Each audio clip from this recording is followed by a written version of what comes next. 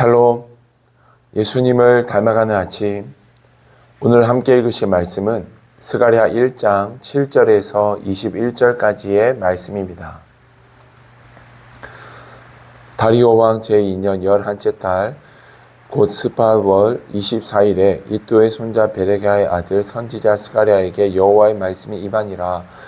내가 밤에 보니 한 사람이 붉은 말을 타고 골짜기 속 화석류 나무 사이에 섰고 그 뒤에는 붉은 말과 자줏빛 말과 백마가 있기로 내가 말하되 내 주여 이들이 무엇이니까 하니 내게 말하는 천사가 내게 이르되 이들이 무엇인지 내가 내게 보이리라 하니 화석류 나무 사이에 선 자가 대답하여 이르되 이는 여호와께서 땅에 두루 다니라고 보내신 자들이니라. 그들이 화석류 나무 사이에 선 여호와의 천사에게 말하되 우리가 땅에 두루 다녀 보니 온 땅이 평안하고 조용하더이다 하더라. 여호와의 천사가 대답하여 이르되 만군의 여호와여, 여호와께서 언제까지 예루살렘과 유다 성읍들을 불쌍히 여기지 아니하시려 하나이까? 이를 노하신 지 70년이 되었나이다 하매 여호와께서 내게 말하는 천사에게 선한 말씀, 위로하는 말씀으로 대답하시더라. 내게 말하는 천사가 내게 이르되 너는 외쳐 이르기를 만군의 여호와의 말씀에 내가 예루살렘을 위하며 시온을 위하여 크게 질투하며 아니란 여러 나라들 때문에 심히 진노하나니 나는 조금 노하였거늘 그들은 힘을 내어 고난을 더하였음이라. 그러므로 여호와가 이처럼 말하노라. 내가 불쌍히 여김으로 예루살렘에 돌아왔은즉 내 집이 그 가운데 건축되리니 예루살렘 위에 먹줄이 처지리라. 만군의 여호와의 말이니라. 그가 다시 외쳐 이르기를 만군의 여호와의 말씀에 나의 성읍들이 넘치도록 다시 풍부할 것이라. 여호와가 다시 시온을 위하며 다시 예루살렘을 택하리라 하라 하니라.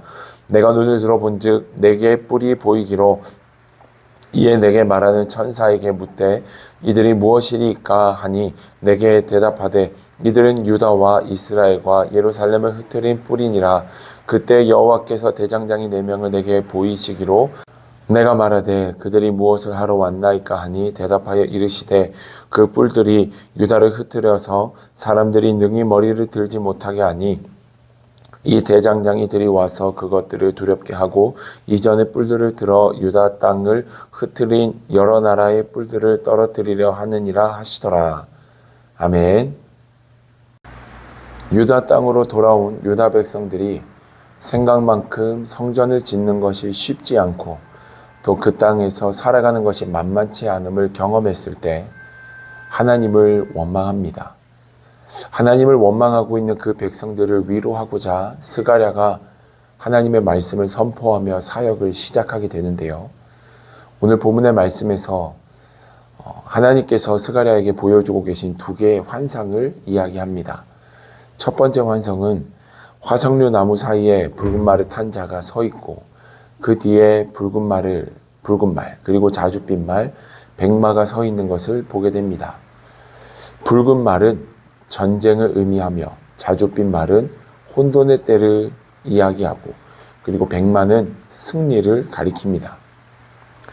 말을 탄 자는 하나님의 일을 계획하는 자인데 그가 화석류 나무 사이에 서 있었다라는 것을 우리가 조금 생각해 볼 필요가 있습니다. 이 나무는 저도 본 적은 없지만 꺾여도 다시 잘 자라는 나무이고 시들어도 물만 주면 다시 살아나는 나무라고 합니다. 이 말은 곧 이스라엘 백성들, 유다 백성들을 가리킵니다. 여러 가지 것들로 유다 백성들이 어려움을 겪고 있지만 그들이 다시 살아날 것을 말합니다.